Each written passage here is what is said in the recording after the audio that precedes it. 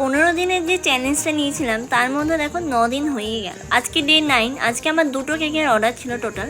একটা ছিল rice ceremony, একটা ছিল রিং সেরিমনি। প্রথম যে কেকটা দেখছো একদম সুন্দর একটা ইউনিক কেক, এটা ছিল রাইস সেরিমনি কেক। কেকটাতে দিদি বলেছিল সেম টু সেম যা আছে সব কিছু তাই দেবে, কিন্তু একটাই কন্ডিশন, আমার যেহেতু টুইন বেবি চেষ্টা করো ডল দুটো দেওয়ার।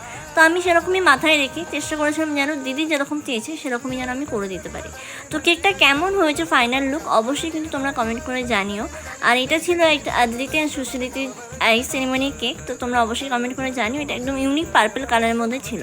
আর সেকেন্ড যে কেকটা ছিল এটা কিন্তু একটা রিং সেরিমনি কেক ছিল, একদম ইউনিক একটা টাইপের কেক। এটা আমি ফার্স্ট টাইম এরকম বানাচ্ছি, আর কাস্টমারও ফার্স্ট টাইম আমার থেকে নিচ্ছে। সবার একটা আশা থাকে যে আমার এত সুন্দর একটা দিনে এত সুন্দর একটা কেক বানিয়ে যেন আমি পাই, আমাদেরও একটা খুব এক্সপেকটেশন থাকে যে আমরা যেন খুব সুন্দর করে কেকটা বানিয়ে নিতে পারি। তো এটা ছিল ফাইনাল লুক। তো অবশ্যই কমেন্ট করে জানিও দুটো কেকের মধ্যে তোমাদের সবথেকে কোন কেকটা বেশি ভালো লেগেছে।